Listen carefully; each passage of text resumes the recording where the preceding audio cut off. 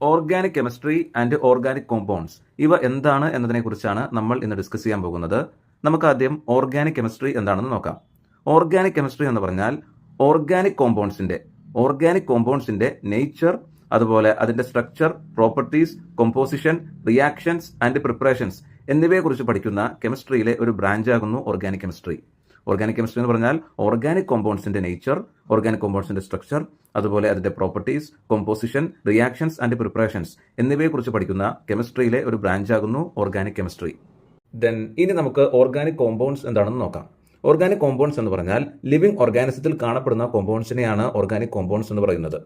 അതേ ഡെഫിനേഷൻ തന്നെയാണ് organic സബ്സ്റ്റൻസിനും. Organic substance എന്ന് പറഞ്ഞാൽ ലിവിംഗ് ഓർഗാനിസത്തിൽ കാണപ്പെടുന്ന സബ്സ്റ്റൻസുകളെയാണ് ഓർഗാനിക് സബ്സ്റ്റൻസ് എന്ന് പറയുന്നത്. ഓക്കെ, അതായത് ലിവിംഗ് ഓർഗാനിസത്തിൽ കാണപ്പെടുന്ന സബ്സ്റ്റൻസുകളെ ഓർഗാനിക് സബ്സ്റ്റൻസ് എന്നും, ലിവിംഗ് ഓർഗാനിസത്തിൽ കാണപ്പെടുന്ന ഈ സബ്സ്റ്റൻസിൽ തന്നെ കാണപ്പെടുന്ന കോമ്പൗണ്ട്സിനെ ഓർഗാനിക് കോമ്പൗണ്ട്സ് എന്ന് പറയുന്നു. ഓക്കെ, ഈ യൂണിവേഴ്സിലെ ഏത് ഓർഗാനിക് കോമ്പൗണ്ട്സ് എടുത്താലും അതിലെല്ലാം കോമൺ ആയിട്ട് കാണപ്പെടുന്ന, അതിൻ്റെ എല്ലാം കോറായിട്ട് നിൽക്കുന്ന ഒരു പ്രധാനപ്പെട്ട ഒരു എലമെന്റ് ഉണ്ട്. അതിന്റെ പേരാകുന്നു കാർബൺ. കാർബൺ എന്ന് പറയുന്ന ആറ്റം ഇല്ലാത്ത ഒരു ഓർഗാനിക് കോമ്പൗണ്ട് പോലും ഈ ലോകത്തിൽ ഇല്ല. ഈ യൂണിവേഴ്സിലെ എല്ലാ ഓർഗാനിക് കോമ്പൗണ്ട്സും ഉണ്ടാക്കിയിട്ടുള്ളത് കാർബൺ എലമെന്റ് ഉപയോഗിച്ചാണ്. അതുപോലെ തന്നെ നമ്മൾ ഏത് ഓർഗാനിക് കോമ്പൗണ്ട് എടുത്താലും കാർബൺ ആറ്റം ഉണ്ടായിരിക്കും നമ്മൾ പറഞ്ഞു.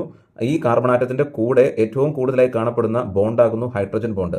കാർബൺ ഹൈഡ്രജൻ ബോണ്ടുള്ള ഓർഗാനിക് കോമ്പൗണ്ട്സ് ആണ് ഈ യൂണിവേഴ്സിൽ ഏറ്റവും കൂടുതൽ. ഈ യൂണിവേഴ്സിൽ ഏറ്റവും കൂടുതൽ കാണപ്പെടുന്ന ഓർഗാനിക് കോമ്പൗണ്ട്സിലെ ബോണ്ട് എന്ന് പറയുന്നത് കാർബൺ ഹൈഡ്രജൻ ബോണ്ടാകുന്നു. നമ്മുടെ ഓർഗാനിക് കോമ്പൗണ്ട്സിലെ കാർബൺ ഹൈഡ്രജൻ ബോണ്ടിന്റെയോ അല്ലെങ്കിൽ കാർബൺ ആറ്റത്തിന്റെയോ കൂടെ അറ്റാച്ച്ഡ് ആയിട്ട് ഓക്സിജൻ, നൈട്രജൻ, സൾഫർ, ഫോസ്ഫറസ് തുടങ്ങിയ എലമെന്റ്സോ അല്ലെങ്കിൽ ഹാലോജനുകളോ ഉണ്ടാകാറുണ്ട്. അപ്പോൾ ഓർഗാനിക് കെമിസ്ട്രി എന്ന് പറഞ്ഞാൽ എന്താണ്? ലിവിംഗ് ഓർഗാനിസത്തിലെ കോമ്പൗണ്ട് ആയിട്ടുള്ള ഓർഗാനിക് കോമ്പൗണ്ടുകളെ കുറിച്ച് പഠിക്കുന്ന കെമിസ്ട്രിയിലെ ഒരു ബ്രാഞ്ച് ആകുന്നു ഓർഗാനിക് കെമിസ്ട്രി. നെക്സ്റ്റ് നമ്മൾ ഡിസ്കസ് ചെയ്യാൻ പോകുന്നത് കാർബൺ എലമെന്റിനെ കുറിച്ചാകുന്നു. അറ്റോമിക് നമ്പർ 6 വരുന്ന എലമെന്റ് ആകുന്നു കാർബൺ. കാർബൺ എലമെന്റ് ഉൾപ്പെടുന്ന പീരിയോഡിക് ടേബിളിലെ ഗ്രൂപ്പിനെ കാർബൺ ഫാമിലി എന്ന് പറയുന്നു. പീരിയോഡിക് ടേബിളിലെ പി ബ്ലോക്കിൽ 14ാമത്തെ ഗ്രൂപ്പിൽ 2ാമത്തെ പീരീഡിലാണ് കാർബൺ എലമെന്റിന്റെ സ്ഥാനം. ജീവന്റെ അടിസ്ഥാന ഘടകം എന്നറിയപ്പെടുന്ന മൂലകമാകുന്നു കാർബൺ. ഓർഗാനിക് കോമ്പൗണ്ടിന്റെ കോർ എലമെന്റ് ആകുന്നു കാർബൺ. കാർബൺ ഒരു നോൺ മെറ്റൽ ആകുന്നു. കാർബൺ എലമെന്റിന്റെ അറ്റോമിക് നമ്പർ 6ഉം മാസ് നമ്പർ 12ഉം ആകുന്നു. കാർബൺ ആറ്റത്തിലെ വാലൻസ് ഇലക്ട്രോൺ 4 ആകുന്നു. കാർബൺ ആറ്റത്തിന്റെ വാലൻസ് ഇലക്ട്രോൺ 4 ആയതുകൊണ്ട് തന്നെ കാർബൺ ആറ്റത്തിന് ഒക്ടറ്റ് കംപ്ലീറ്റ് ആക്കുവാനായിട്ട്, അതായത് സ്റ്റേബിൾ ആകുവാനായിട്ട് 4 ഇലക്ട്രോൺസിനെ വേണ്ടതുണ്ട്. അതുകൊണ്ട് തന്നെ കാർബൺ ആറ്റത്തിന്റെ വാലൻസി, അതായത് സംയോജകത 4 ആകുന്നു. ഏറ്റവും കൂടുതൽ കോമ്പൗണ്ട്സ് ഉണ്ടാക്കാൻ കഴിയുന്ന എലമെന്റ് ആകുന്നു കാർബൺ. കാർബൺ കോമ്പൗണ്ടുകളെ കുറിച്ചുള്ള പഠനത്തെ കാർബണിക രസതന്ത്രം, അതായത് ഓർഗാനിക് കെമിസ്ട്രി എന്ന് പറയുന്നു. ഫാദർ ഓഫ് ഓർഗാനിക് കെമിസ്ട്രി എന്ന് വിളിക്കപ്പെടുന്ന സയന്റിസ്റ്റിന്റെ പേരാകുന്നു ഫ്രെഡറിച്ച് ഊളർ.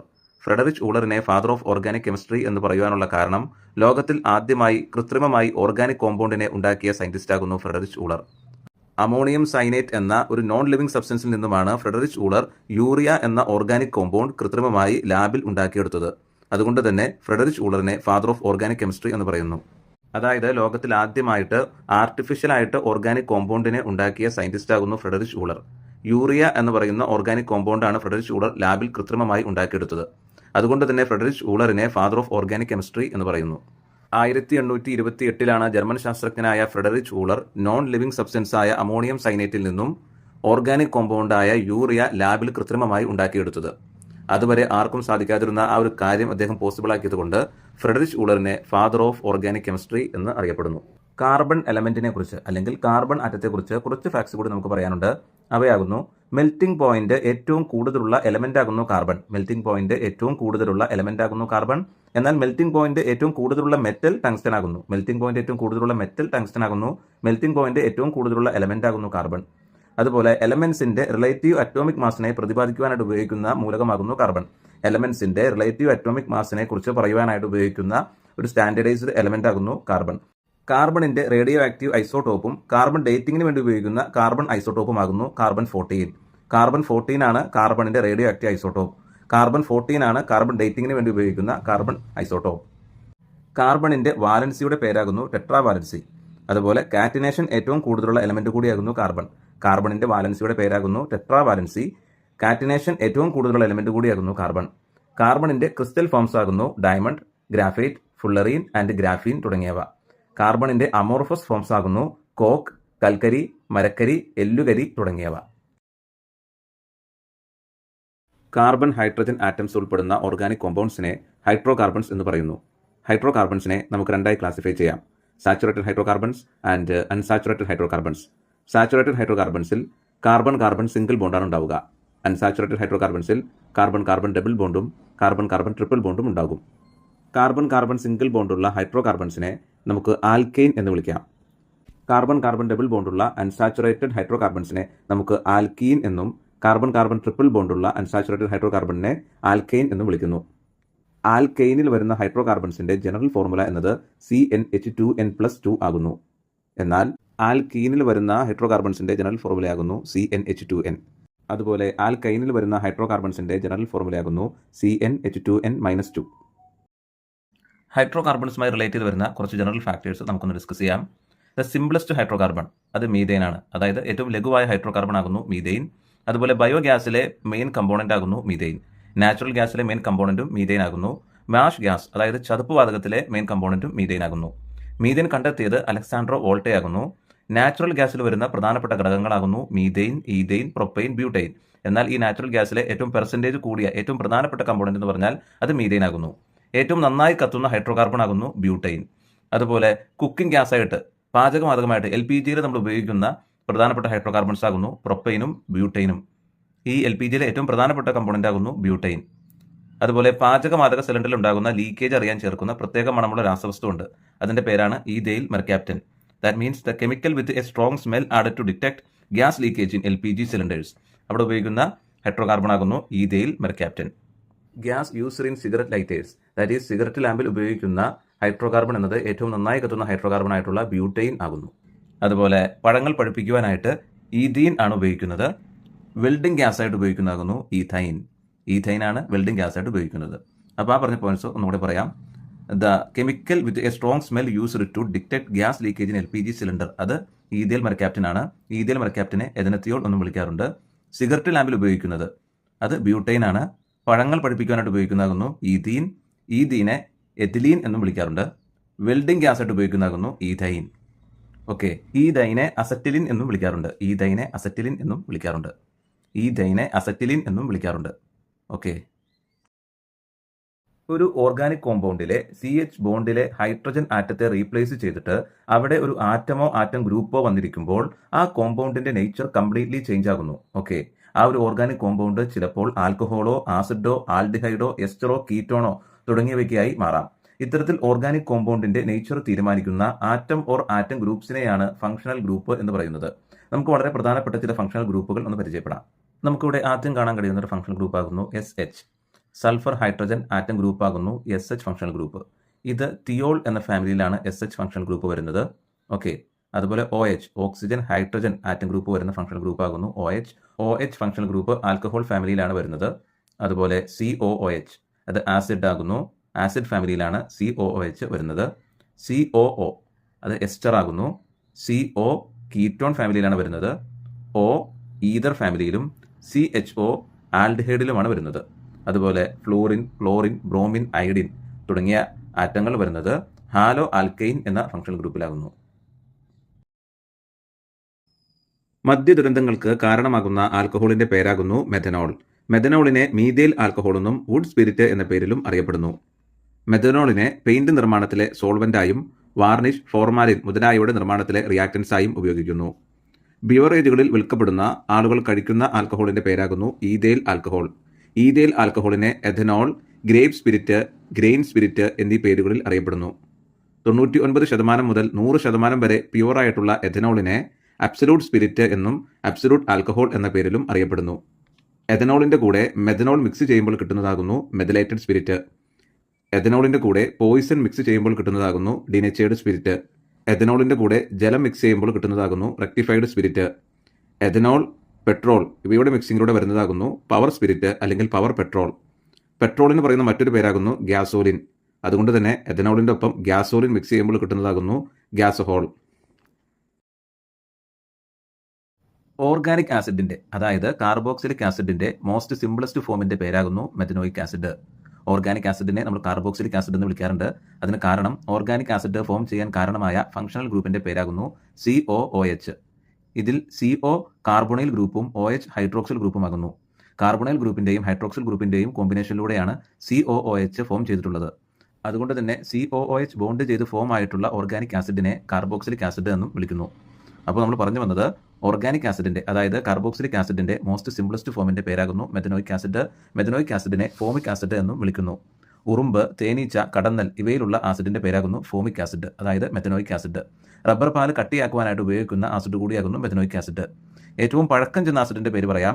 ഏറ്റവും പഴക്കം ചെന്ന ആസിഡിന്റെ പേരാകുന്നു അസറ്റിക് ആസിഡ്. അസറ്റിക് ആസിഡിനെ എഥനോയിക് ആസിഡ് എന്ന പേരിലും അറിയപ്പെടുന്നു. ഒരിക്കൽ കൂടി പറയാം, ഏറ്റവും പഴക്കം ചെന്ന ആസിഡിന്റെ പേരാകുന്നു അസറ്റിക് ആസിഡ്. അസറ്റിക് ആസിഡിനെ എഥനോയിക് ആസിഡ് എന്ന പേരിലും അറിയപ്പെടുന്നു. ഫുഡ് പ്രിസർവേറ്റീവ്സ് ആയി ഉപയോഗിക്കുന്ന ആസിഡിന്റെ പേരാകുന്നു ethanoic acid, that is acetic acid. Okay, ഇനി നമുക്ക് പെർഫ്യൂംസിന്റെ സുഗന്ധത്തിന് കാരണമാകുന്ന ഒരു ഓർഗാനിക് കോമ്പൗണ്ട് ഉണ്ട്. അതിന്റെ പേരാകുന്നു എസ്റ്റർ. പെർഫ്യൂംസിന്റെ സുഗന്ധത്തിന് കാരണമാകുന്ന ഓർഗാനിക് കോമ്പൗണ്ടിന്റെ പേരാകുന്നു എസ്റ്റർ. ആൽക്കഹോളും ഓർഗാനിക് ആസിഡും മിക്സ് ചെയ്തിട്ടാണ് എസ്റ്ററുകൾ നിർമ്മിക്കുന്നത്. ആൽക്കഹോളും ഓർഗാനിക് ആസിഡും മിക്സ് ചെയ്താണ് എസ്റ്ററുകൾ ഉണ്ടാക്കുന്നത്. ഓക്കെ, ദെൻ ആപ്പിളിന്റെ ആ ഒരു സ്മെല്ല് നൽകുന്ന എസ്റ്ററിന്റെ പേരാകുന്നു ബ്യൂട്ടൈൽ അസറ്റേറ്റ്. ആപ്പിളിൽ അടങ്ങിയിട്ടുള്ള എസ്റ്ററിന്റെ പേരല്ല ബ്യൂട്ടൈൽ അസറ്റേറ്റ്. ആപ്പിളിന്റെ ആ ഒരു സ്മെല്ല് നൽകുന്ന എസ്റ്ററിന്റെ പേരാകുന്നു ബ്യൂട്ടൈൽ അസറ്റേറ്റ്. അപ്പോൾ ബ്യൂട്ടൈൽ അസറ്റേറ്റ് എന്ന് പറയുന്ന എസ്റ്ററിൽ നിന്നും ആപ്പിളിന്റെ ആ ഒരു സ്മെല്ല് നമുക്ക് കിട്ടും. ഓക്കെ, അതുപോലെ ഏത്തപ്പഴത്തിന്റെ ആ ഒരു സ്മെല്ല് നൽകുന്ന എസ്റ്ററിന്റെ പേരാകുന്നു അമൈൽ അസറ്റേറ്റ്. ഏത്തപ്പഴത്തിൽ അടങ്ങിയിട്ടുള്ള എസ്റ്റർ അല്ല അമൈൽ അസറ്റേറ്റ്. ഏത്തപ്പഴത്തിന്റെ ആ ഒരു സ്മെല്ല് നൽകുന്ന എസ്റ്ററിന്റെ പേരാകുന്നു അമൈൽ അസറ്റേറ്റ്. അതുപോലെ ഓറഞ്ചിന്റെ ആ ഒരു സ്മെല്ല് നൽകുന്ന എസ്റ്ററിന്റെ പേരാകുന്നു ഒക്ടൈൽ അസറ്റേറ്റ്. മുല്ലപ്പൂവിന്റെ സ്മെല്ല് നൽകുന്ന എസ്റ്ററിന്റെ പേരാകുന്നു ബെൻസൈൽ അസറ്റേറ്റ്. പൈനാപ്പിളിന്റെ സ്മെല്ല് നൽകുന്ന എസ്റ്ററിന്റെ പേരാകുന്നു ഈഥൈൽ ബ്യൂട്ടറൈറ്റ്. തേനിന്റെ സ്മെല്ല് നൽകുന്ന എസ്റ്ററിന്റെ പേരാകുന്നു മീഥൈൽ ഫിനൈൽ അസറ്റേറ്റ്. നമുക്കിനി ആൽക്കലോയിഡുകൾ എന്താണെന്ന് നോക്കാം. ആൽക്കലോയിഡുകൾ എന്ന് പറഞ്ഞാൽ പ്ലാന്റ്സ് സ്വയം പ്രൊഡ്യൂസ് ചെയ്യുന്ന നൈട്രജൻ അടങ്ങിയ ഓർഗാനിക് കോമ്പൗണ്ടിനെയാണ് ആൽക്കലോയിഡുകൾ എന്ന് പറയുന്നത്. പ്ലാന്റ്സ് സ്വയം പ്രൊഡ്യൂസ് ചെയ്യുന്ന നൈട്രജൻ അടങ്ങിയ ഓർഗാനിക് കോമ്പൗണ്ടിനെയാണ് ആൽക്കലോയിഡുകൾ എന്ന് പറയുന്നത്. ഇഞ്ചിയിൽ അടങ്ങിയ ആൽക്കലോയിഡിന്റെ പേരാകുന്നു ജിഞ്ചറിൻ. ഇഞ്ചിയിൽ അടങ്ങിയ ആൽക്കലോയിഡിന്റെ പേരാകുന്നു ജിഞ്ചറിൻ. അതുപോലെ കുരുമുളകിൽ പിപ്പറിൻ, തേയിലയിൽ തെയിൻ, കാപ്പിയിൽ കഫീൻ, വേപ്പിൽ മാർഗോസിൻ, മുളകിൽ കാപ്സൈസിൻ, കുങ്കുമപ്പൂവിൽ ബിക്സിൻ, അതുപോലെ പുകയിലയിൽ അടങ്ങിയ ആൽക്കലോയിഡിന്റെ പേരാകുന്നു നിക്കോട്ടിൻ. ഇഞ്ചിയിൽ അടങ്ങിയ ആൽക്കലോയിഡിന്റെ പേരാകുന്നു ജിഞ്ചറിൻ. ഇഞ്ചിയിൽ അടങ്ങിയ ആൽക്കലോയിഡിന്റെ പേരാകുന്നു ജിഞ്ചറിൻ. അതുപോലെ കുരുമുളകിൽ പിപ്പറിൻ, തേയിലയിൽ തെയിൻ, കാപ്പിയിൽ കഫീൻ, വേപ്പിൽ മാർഗോസിൻ, മുളകിൽ കാപ്സൈസിൻ, കുങ്കുമപ്പൂവിൽ ബിക്സിൻ, അതുപോലെ പുകയിലയിൽ അടങ്ങിയ ആൽക്കലോയിഡിന്റെ പേരാകുന്നു നിക്കോട്ടിൻ. ഓർഗാനിക് ആസിഡിന്റെ, അതായത് കാർബോക്സിലിക് ആസിഡിന്റെ മോസ്റ്റ് സിംപ്ലസ്റ്റ് ഫോമിന്റെ പേരാകുന്നു മെഥനോയിക് ആസിഡ്.